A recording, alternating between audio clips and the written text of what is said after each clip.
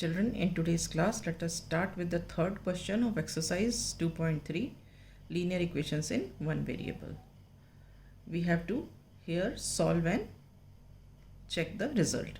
The question is, solve the equation and check the answer. Check the answer or check the result. Okay? Let us begin. This is 5x plus 9 equal to 5 plus 3x. Okay. Again we use method of transposition to solve it. So what will happen? We'll bring 3x from right hand side to left hand side. So it will become 5x minus 3x. Okay.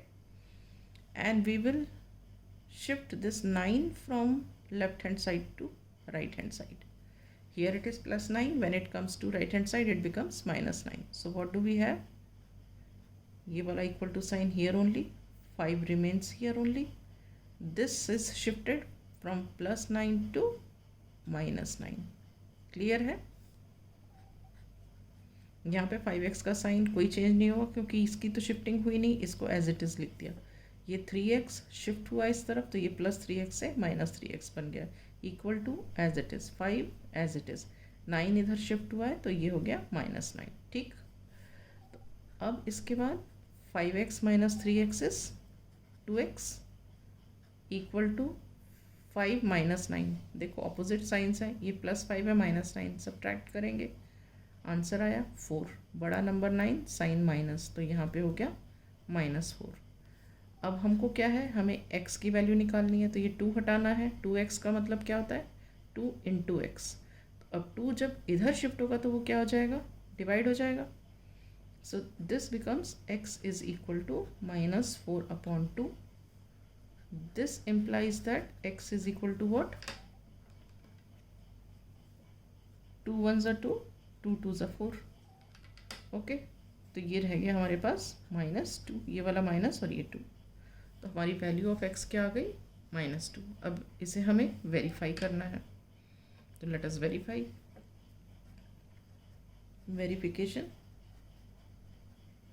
Verification करने के लिए हम क्या करते हैं, LHS और RHS में x की वैल्यू सब्सटीट्यूट करते हैं. तो यहाँ पे LHS क्या है, LHS मतलब left hand side. Left hand side ये है, यहाँ क्या लिखा है 5x प्लस 9, तो हम यहाँ लिख देंगे 5x प्लस 9. अब x की वैल्यू क्या है -2, तो वो यहाँ पुट करेंगे. 5x मतलब 5 इंटू एक्स, तो यहाँ पे x की वैल्यू लिखेंगे तो क्या आ जाएगा 5 इंटू -2 प्लस 9. राइट.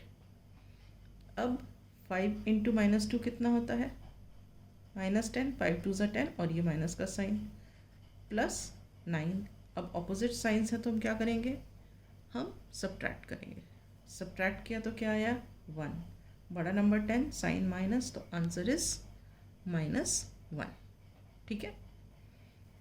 अब RHS देखते हैं. RHS क्या है, RHS मतलब राइट हैंड साइड, वो है 5 प्लस 3x. तो यहाँ लिखो 5 प्लस 3x. अब इसमें भी यहाँ x की वैल्यू सब्सटीट्यूट करेंगे तो क्या होगा 5 प्लस 3 इंटू एक्स की वैल्यू क्या है -2, तो यहाँ लिख दिया हमने -2. ये क्या हो गया 5 plus 3 into 2 is 6 with minus का साइन. ठीक है. तो अब ये देखो ये माइनस है और ये प्लस है, ऑपोजिट साइंस है तो हम सब्ट्रैक्ट करेंगे, आंसर आएगा 1. बड़ा नंबर 6, साइन इज माइनस, तो आंसर आ गया -1. तो अब यहाँ देखो हमारा LHS -1 है और ये देखो हमारा RHS ये भी -1 है. तो LHS इज -1, RHS इज -1.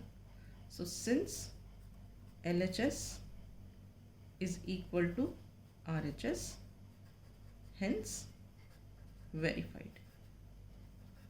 ठीक है. अब हम आते हैं फोर्थ क्वेश्चन पर.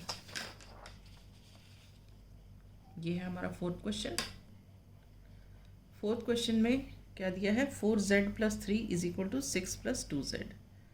ये भी हम वही मेथड ऑफ ट्रांसपोजिशन से करेंगे, लाइक टर्म्स को एक तरफ कर लेंगे।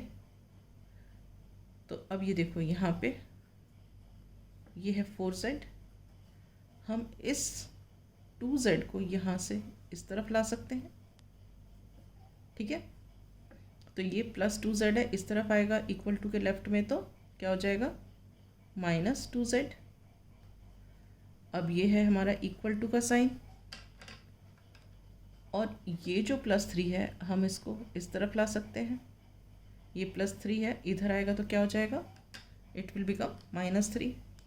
6 एज इट इज़ अपनी जगह पे है, और 3 शिफ्ट होकर के +3 से -3 हो गया, ठीक। अब 4z - 2z कितना होता है, 2z। 6 - 3 क्या है, 3। हमें z की वैल्यू निकालनी है, मतलब 2 हटाना है, तो यहाँ पे 2 × z है, इधर से इधर शिफ्ट होगा तो ये क्या हो जाएगा, डिवाइड हो जाएगा, तो दिस बिकम्स 3/2। तो क्या हुआ, हमारी z की वैल्यू निकली 3/2। क्लियर। अब हम वेरीफाई करते हैं, वेरिफिकेशन। LHS क्या है हमारा, देखो ये है 4z + 3, तो हम यहाँ लिखेंगे 4z + 3।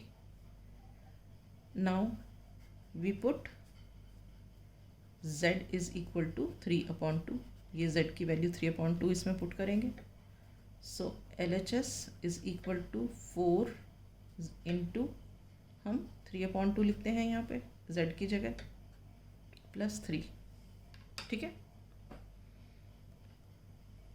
अब ये कट हो जाएगा, 2 × 1 = 2, 2 × 2 = 4, ठीक है।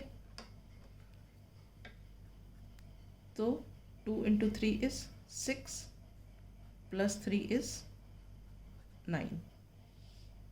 Is this clear? Now coming to RHS. What is RHS? RHS is 6 + 2z. Again we put here what? Z = 3/2. So RHS is equal to what? 6 + 2 × 3/2। Z की जगह हम 3/2 लिखेंगे। अब ये 2 और ये 2 कट जाएगा, हमारे पास क्या बचेगा, 6 + 3 which is equal to 9, right. तो यहाँ देखो LHS 9, RHS 9। So since LHS = RHS, hence verified. Is this clear? Okay. Now with this I wind up the class. In the next class I shall start with question number 5.